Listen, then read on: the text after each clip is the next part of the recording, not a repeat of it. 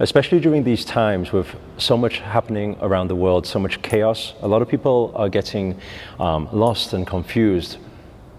What is their purpose in life?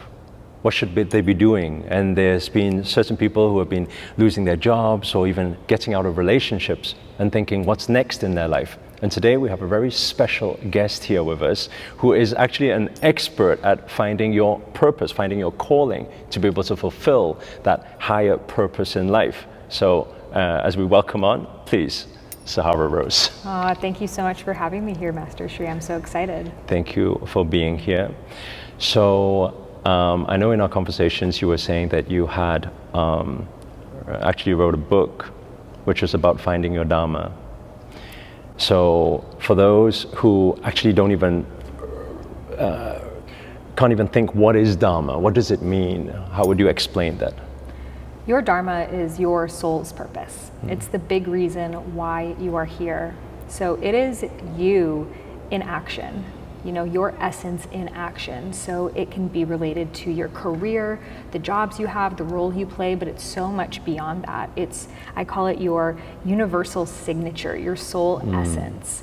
And every single person was born with their Dharma. You were born as the living expression of who you are, but the thing is, we forget, you know? Our society tells us, do this, do that, your family will be more proud of you, this will make more or less money, and we get really confused that we forget the truth of who we are. So remembering our Dharma, our soul's purpose, is the process of unraveling and letting go of all of that conditioning. Okay, I like what you're saying there, because we have literally, bam, dived into the deep end. Yes.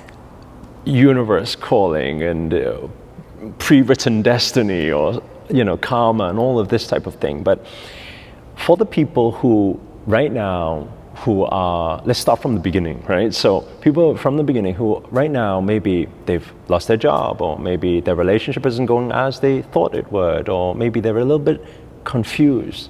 What is my purpose in life? What should I be doing? But they're still stuck with that conditioning of society. What would your words be for them first? So my first question to them is, what do you remember loving to do as a child?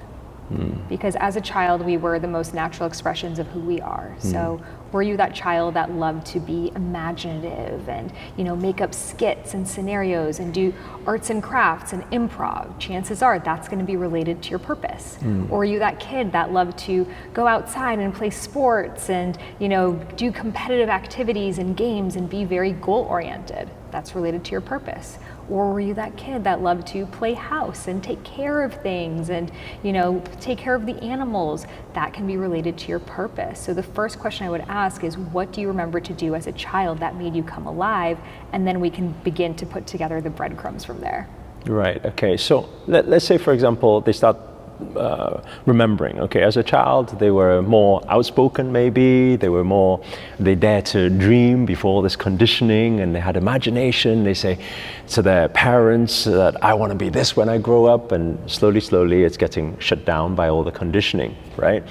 But because people naturally they've grown up with all these limiting beliefs and doubts and fears that have been conditioned by society or people around them, what do you usually advise people to break those that limiting belief or the conditioning? So the first question is, what is that fear that's holding you back? So maybe it's that fear of, what will people around me say, which is a really big one. What will my family say, my ex say? So really going into the way that we are so afraid of being disliked by others. And being okay with that, because the truth is, most people out there who are judging you, do they love their own lives? So really looking at, if that's the limiting belief. Another really big limiting belief is, if I do what I love, I won't make money. And really questioning that. Is that true? Because there are a lot of people doing what they love and actually making more money than ever possible. In fact, you can only make your highest amount of abundance when you are doing what you love, because the supply is one and the demand is infinite. I like that. So yeah, it's like these limiting beliefs have this fascinating way of appearing so true in our heads, but when we start to question them, they unravel and the real truth comes out. A lot of the time people are, because they dive into this seeker's journey, and then start hearing all this, okay, needing to reprogram the subconscious mind, needing to even different healing to be able to get rid of past traumas or blockages and all of that. What is your take on that? I mean, does one have to go and find an energy healer to clear those blockages and trauma, or are there other ways to go about doing it? What do you feel? No, ultimately you are your own energy healer and life is your school. And if you look at the obstacles that are showing up in front of you, that is your soul's unique curriculum to help you embody your Dharma. So whatever those obstacles are not random. That's the exact way. So instead of running away from it or saying, I wish this thing wasn't happening to me, I could live my purpose if it wasn't for this. Whatever's coming to mind right there, that's the curriculum. So now it's like everybody who is challenged right now out there to start shifting that perspective and saying, why is this happening to me? But maybe this is happening for me or with me. And maybe universe is actually helping me grow right now, helping me understand and learn about myself more. Exactly, because we end up manifesting those exact challenges that we need to grow through, you know, and every single person has their own unique life experiences. And, you know, sometimes you're just in the part of your life story where it all changes and that's your breakthrough. But when you start to listen to the signs more, you don't need to go to as challenging as breakdowns to have the breakthrough, but it can be more subtle and come through the path of joy. And on that note, any practical things one can do when it seems like everything is going against them? You know, we've had a lot of people in our community who are like, you know, financially struggling so much, and or people who are actually stuck in this depression, you know, the stress, this anxiety. Are there any practices that you would recommend that people can use to be able to get rid of that first? Because I think it's going to be very hard for people to think of their higher calling when they're still stuck with these things, you know? Yes. So our bodies hold on to so much, and we're never going to be able to think clearly if our bodies are holding on to all of this stress and tension and trauma. So the first place I would start is with a breathwork practice. So really any breathwork practice, I'm sure you teach and share many, but something that helps you balance your nervous system so you can get to a place of just being able to see a little bit more clearly. So you could do pranayama or many other different types of breathwork.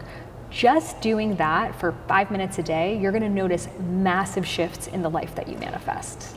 Okay, and I always say to people, I say that, you know, before thinking about manifestation or before thinking about, you know, what's going to happen in the future, or what's my purpose, or how do I fulfill my purpose, I think the first thing I always say to people is very important to cleanse, calm, get rid of all those thoughts first, find peace.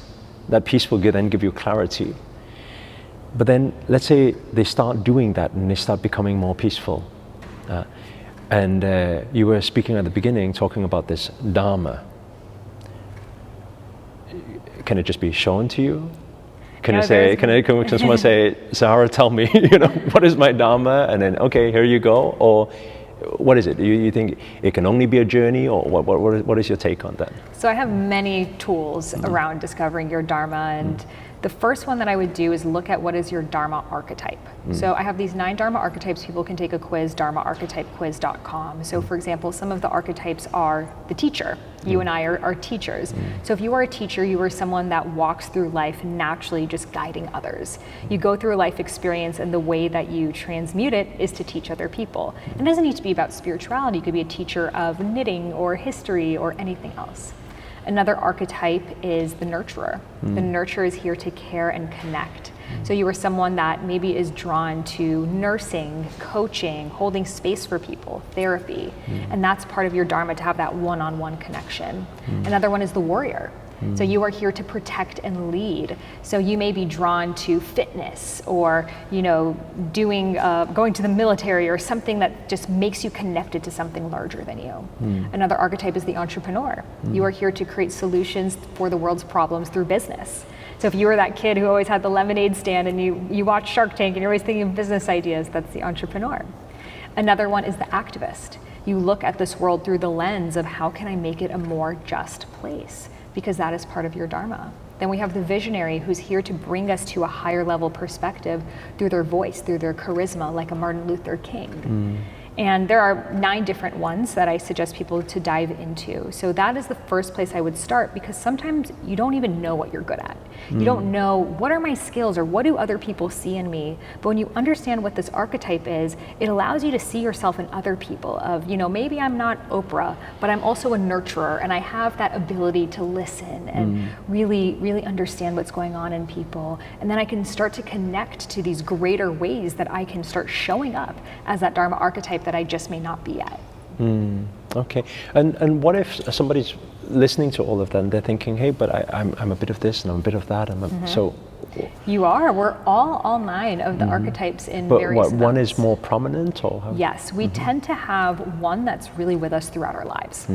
Then the next 3 I find change a little bit. They're there, but the orders of them can change. So for example, one of mine is the artist. So I have like a lot of the artist, but sometimes I'm a little bit more in my number one is always visionary, but then sometimes I'll be more entrepreneur, sometimes I'll be more teacher, sometimes more activist. Those ones can change a little bit, but then we also have the ones that we are very much not. And those are the ones that we actually have the most work to do in. So for example, for me, the one that I feel the furthest away from is my inner warrior. So this lifetime for me is about how can I come into peace with my warrior and not be afraid of standing up for myself or speaking into my boundaries. It doesn't mean I need to change my career and become a warrior, but it means that if I don't address that archetype within myself, it's a hole in my pocket and it's gonna hold me back from being the visionary that I'm here to be. So it's almost like a number of pillars that if we, it's almost like if we master all of those areas, then we kind of master. Yes, then we come into wholeness, because the truth is living your Dharma is going to require all parts of you. However, you don't need to be in equal amounts of all of them. So for example, someone like a Dr. Joe Dispenza, he's very much a researcher as well as a teacher and visionary. We don't really need him to be the world's activist or the world's nurturer. Like, there are other people doing that, but we really need him in his researcher, because that's the way that his Dharma is manifesting through him. Or Frida Kahlo, we need her in her artist. So it's not about being the complete equilibrium of all of them, because then you're not able to be in your gifts and your strengths. And living your Dharma is about doing the things that come naturally to you while also working on them. Okay, so let's take somebody, they go through the whole quiz, and then they find out, okay, I'm the carer. Yes. Okay, so that is my strongest archetype, right? Then what? So then we go into the Dharma Blueprint. Oh, so wow. the Dharma There's a whole system to this. Yes. I'm like, give me anyone, I can help them find their Dharma. Like that. Give me an That's hour. cool. Yeah. Actually, sometimes I go into the street with a sign of I can help you find your purpose, and I've coached people in 3 hours find their life's purpose. Like, that's how much I believe in this. So the next place we go is the Dharma Blueprint. Now, this is a series of 5 different things related to your Dharma. The first is the Dharma archetype. So let's say, mine is visionary, teacher, artist. The second are the mediums that come through you. So your mediums are you better at writing, speaking, planning? We all have different mediums expressing through us, and then getting really specific on that. So for example, I like writing, but I like more long form writing, books. Some people might like writing blog posts. I like speaking, but I like doing it more in terms of content creation. Someone else might like speaking in a corporate setting, so getting really specific on how those mediums express through you. So that's the second quadrant. The next one are, what are you excited about? I always say excitement is the breadcrumb that is guiding you towards your Dharma. Because if I've ever looked at my life, and I'm sure it's the same for you, what ended up being your purpose a few years later was what you were excited about before. So what are the things you're Google searching? What are the YouTube videos you're watching? What are the conversations you want to be having? Okay, I got a question on this one actually. Yeah. What people are excited about. What about the people who have been conditioned, let's say people have been conditioned to believe that a certain thing is the thing they want. Right. Whether that be material, whether it be cars, luxury houses, whatever it is for them, right? Whether it be beautiful girls or whatever the thing is. How is that conditioned? How does one know if there's a condition or not? There's a difference between a pure desire and a conditioned desire. So someone might say, I'm really excited about cars, and they just love engines, they love understanding cars, it's a real passion for them. Or it might be, ask them, why are you excited about cars? I don't know, it looks like status. And then that's not a real excitement. So I would really ask yourself, So to why is see that? maybe if it's ego related. Yeah, and ultimately, sometimes you need to chase your desires to realize if they're true or not. You know, if that desire is there, it might keep being there until you chase it, and then you realize that's not what you exactly. want. So I'd say go for it anyways if it's exciting for you, because you'll find on the other side. But excitement tends to be more things that like we would spend our free time doing. So if people watching this right now, probably interested in self-help, spirituality, personal growth, but you also might be excited about vegan nutrition or gardening or you know, taking care of the elderly or whatever else. So I would make a list of everything you're excited about. And then once you have a list of like 20 to 50 things, start to put together categories. So maybe you have categories of like, okay, a lot of this is related to healing. A lot of this is related to technology. A lot of this is related to coaching or whatever else. So you start to have these different categories of things. She's making me want to go through this test now. Oh, you're living your Dharma. We don't need to. Even I want to know what the findings are. Yeah, so we can do it too. We can do it together and show the audience. That'd be cool. Yeah. So anyway, so excitement. So we got the Dharma archetype, the medium, the excitement. The next one is your superpower. So these are things that come naturally to you that don't come naturally to other people. And most people say, well, I don't have a superpower. So think of the compliments that you've gotten in your life. You know, like, wow, you're so organized. Or wow, you have such a way of making me feel seen and heard. Or you're incredible at taking complex topics and making it simple. Or, you know, you're always there to listen when I need you. You know, sometimes we think everyone says that to everyone, but it's not true. You know, if someone gives you a compliment, they really mean it. And if you're not sure, ask your friends this question. When have you seen me at my best? Ask your friends, ask your team, and you might be surprised by the answers that you get. So superpowers come in many shapes and forms. For some people, it's, you know, putting together amazing dinner parties. And for some people, it's, you know, just really remembering little fine details that no one else would. And all of them are important. Then the fifth quadrant is, what are the obstacles that you have overcome or helped someone else overcome? So obstacles might include a health problem, a heartbreak, moving, you know, being confused, navigating mental health. And no obstacle is too big or too small. And it may have been an obstacle you helped someone else overcome, such as helping a family member who's struggling with cancer, or helping a friend that was going through a crisis. How they've been of service. Exactly, and we find our purpose through that, because ultimately your Dharma is here to be the solution of a world's problem. You know, even though it comes through joy. I always say your Dharma is the integration of your highest form of joy and your highest form of service, bringing that together.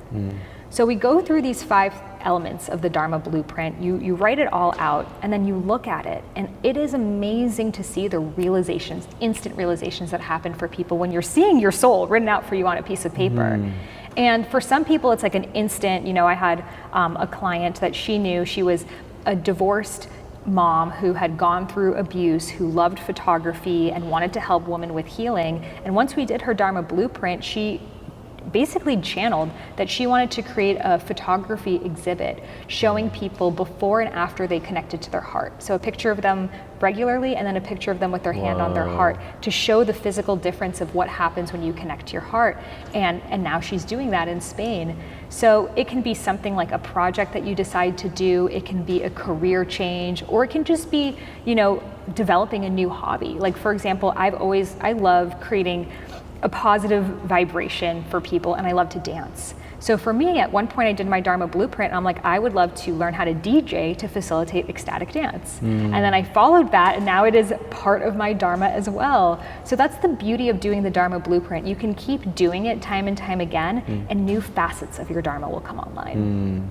And I'm guessing some people who actually do it and then they start seeing their whole life unfold there, actually, there's some emotions release and healing that can happen. Oh, huge, because it's why we're here. And the question is sometimes so big that we don't ask ourselves, but it's like, then what are we really chasing? Okay, I'm just thinking about this a moment. You got a person who's been conditioned to think one way, and they have the identity they think they are, which may not be true. Then suddenly they do something like this. It's shocking, overwhelming. What?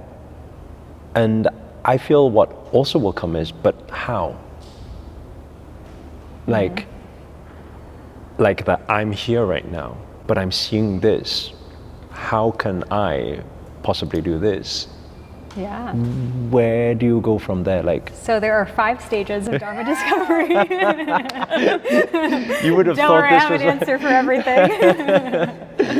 So the first stage of Dharma discovery is self-awareness. And that's just this understanding of I have a purpose. Because if you don't believe you have a purpose, I can show you this and you're not going to do anything about it. You have to believe you have a purpose and no one else can believe that for you.